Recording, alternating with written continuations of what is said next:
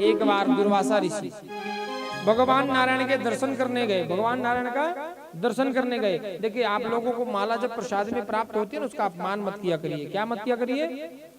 माला का अपमान नहीं करना चाहिए। दुर्वासा ऋषि माला का भगवान ने दुर्वासा ऋषि भगवान का दर्शन करने के लिए गए। भगवान ने सुंदर प्रसन्न होकर दुर्वासा ऋषि के ऊपर अपने ऊपर पहनी हुई वैजंती माला उतारकर दुर्वासा ऋषि के गले में डाल दी। दुर्वासा ऋषि इतना प्रसन्न हुए कि आज भगवान की पहनी हुई माला, वैजंती माला मुझे प्राप्त हुई है। उस माला को देखते हुए प्रसन्न चित्र जा रहे थे अपने आश्रम के लिए कि रास्ते में उनका चेला राजा इंद्र मिल गया। कौन? इंद्र। उन्हें लगा कि अरे देखो ये माला जब मेरे कंठ में इतनी सुंदर लग रही है, कहीं मैंने अपने शिष्य राजा इंद्र को पहना दिया तो और कितना सुंदर लगेगा। और अपने गले से माला उतारकर राजा इंद्र को उन्होंने आशीर्वाद में प्रदान कर दी और कहा कि इंद्र ये माला नारायण की पहनी हुई माला है जो मुझे मिली और मुझे आशीर्वाद मिला और वही आशीर्वाद मैं तुझे प्रदान करता हूँ इसका। और देखे वहां से दुर्वासा ऋषि अपने आश्रम के लिए चल पड़े, पर उनका मन अभी भी माला में अटका हुआ था।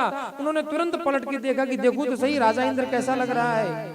इतनी देर में राजा इंद्र ने तो अपने गले से माला उतार कर मन में सोचा कि पहले भगवान ने पहनी, फिर ऋषि ने पहनी, गौतम दुर्वासा ऋषि पहने और उनने पहनाई माला लाके मुझे पहना दिए। क्या मतलब? उतार के उसने हाथी के, ऐरावत नामक हाथी के मस्तक पर रख दिया। और हाथी का काम है कि मस्तक पे आई हुई चीज को सूंड से पकड़कर जमीन में पटक देना और उसको कुचल देना। उतनी देर में उसने गले से उतार के उनके मस्तक पर, हाथी के मस्तक पर रखा और उतनी देर में ऋषि घूमे पीछे तो क्या देखते हैं कि हाथी ने उस माला को उठाया और पैरों से कुचल दिया।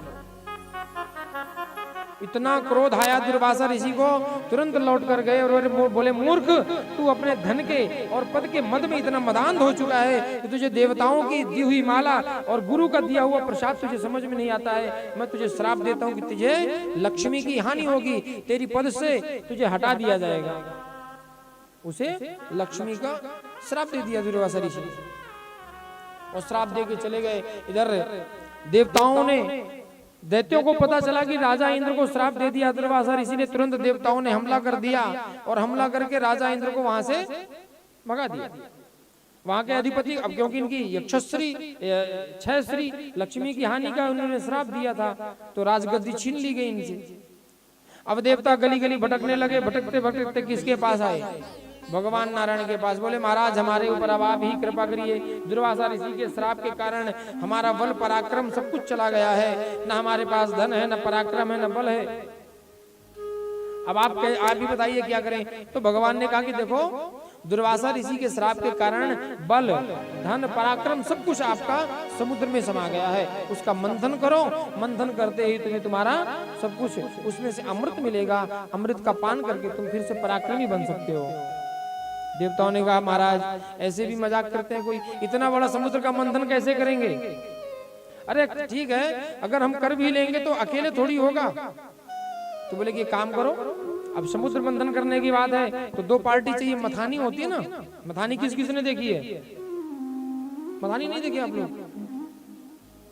अरे वो, अरे माता जी ने देखी, देखो वो देखो दो जने देखे, भैया जी लोगों ने पीछे देखी है। इसीलिए कहते हैं कि गांव जाया करो। गांव किसका किसका है? अभी भी है सबका गांव। आप लोगों का गांव नहीं है कोई? तो फिर गांव क्यों नहीं जाया करते हो? गांव जाओगे तो आज भी मथानी मिलेगी, दही मटका सब कुछ देखने को मिलेगा। तो कहते हैं कि भैया मथानी भी मिल जाएगी, रस्सी भी मिल जाएगी, लेकिन उसको खींचेगा कौन? उतनी बड़ी रस्सी, उतनी बड़ी मथानी। तो बोले दैत्यों का सहयोग ले लो भाई। तो बोलेंगे महाराज दैत्य सहयोग मेरा क्यों देंगे? देखो हंसने की कितना आनंद आता है। गांव में मथानी हमने देखी नहीं आज तक। गांव जाया करो अपने, जहाँ पूर्वज आपके थे वहां जाओगे तो आपका घर भी होगा, जमीन भी होगी, मथानी भी देखने को मिलेगी, मूसल भी, मूसल देखा है? नहीं देखा है? हाँ मूसल दिखाए, मूसल भी देखने को मिलेगा, हर चीजें मिलेंगी। माताओं ने पहले सब कुछ किया है इसलिए उनको सबको पता है। देखो आप लोगों ने कुछ नहीं किया है तो कुछ नहीं पता है। थोड़े लोग किए हैं जो 40 के पार हैं, जो 40 के पहले वाले बोल के दिखाएंगे हमने किया तो हम बताएंगे नहीं किया। आप 40 के पार होंगे ना? हाँ तो 40 के पार मैं बता रहा हूँ, जो 40 के करीब हैं, 35 40 35 40 उन सब ने किया है। 35 के पहले वालों ने तो देखा भी नहीं होगा अभी तक। बोलिए वृंदावन बिहारी लाल की। तो सुंदर, अब देवताओं को भगवान ने कहा कि भाई दैत्यों का सहयोग ले लो। तो कहते हैं कि महाराज ये बताओ दैत्य वाला हमारा सहयोग क्यों देंगे, वो तो दैत्य हैं, हम देव हैं। तो बोले कि एक काम करो, अरे योपी संधेया सती कार्यार्थ गौरव अहिमूसकवत।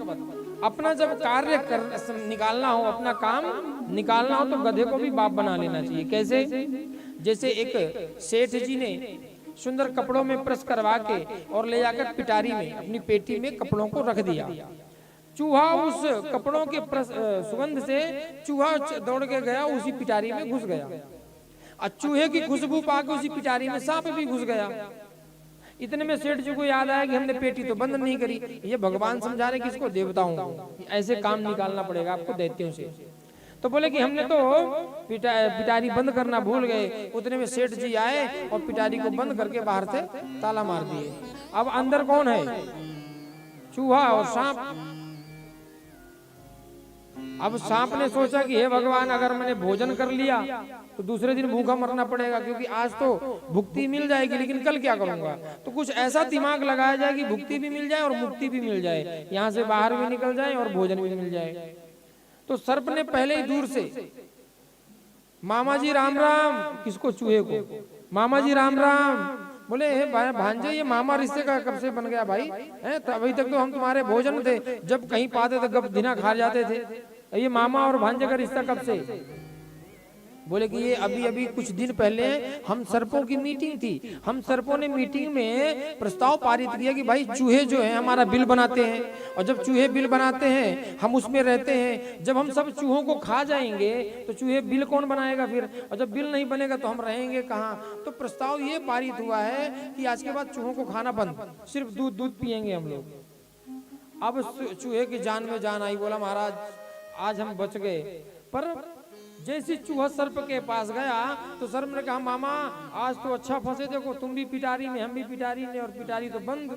अरे बोले भांजे तूने मामा का कमाल देखा कहाँ है? अभी दिखाता हूँ 1 मिनट में। और चूहा महाराज पिटारी के कोने में कुतरना प्रारंभ कर दिया और 1 मिनट में बड़ा छिद्र कर दिया कुतर के। बोले देख भांजे निकल के दिखा, तू निकल जाएगा पूरा कि नहीं? इतने में सर्प तो वही चाहता था, थोड़ा सा छिद्र मिल गया, सर्प बाहर निकल गया और मुख फाड़ के बाहर बैठ गया।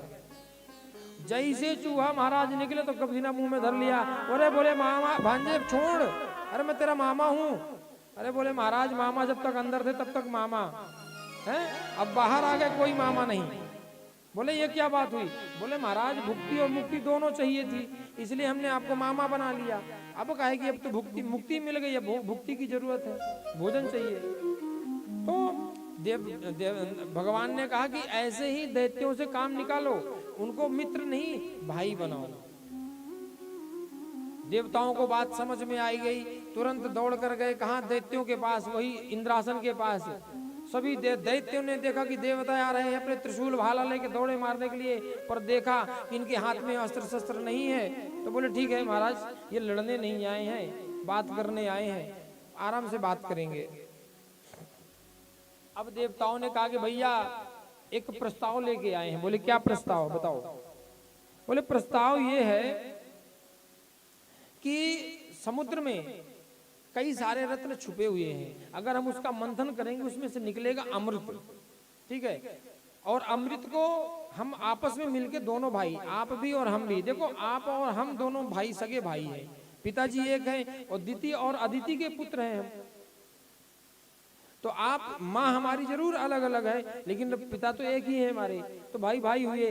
तो भाई भाई आपस में क्यों लड़के मरे? भाई हमने तुम्हें मारा तुम मर गए, तुमने हमें मारा हम मर गए। इससे अच्छा कि समुद्र का मंथन करने से अमृत निकलेगा, आधा अमृत तुम पी लेना, आधा अमृत हम पी लेंगे, एक दूसरे को खूब मारते रहेंगे, कोई मरेगा नहीं। दैत्यों को बात समझ में आई। बोली ये बात तो तुमने सही कही है, लेकिन इतना बड़ा मंथन करेंगे कैसे?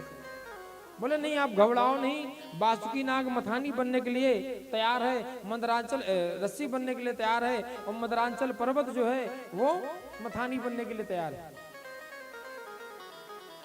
सुंदर समुद्र मंथन का आयोजन हुआ, बासुकी नाग आया, और जैसे मदराचल पर्वत को देवता लेके चले, दैत्य मिल गए, तो भगवान गणेश का पूजन नहीं किया।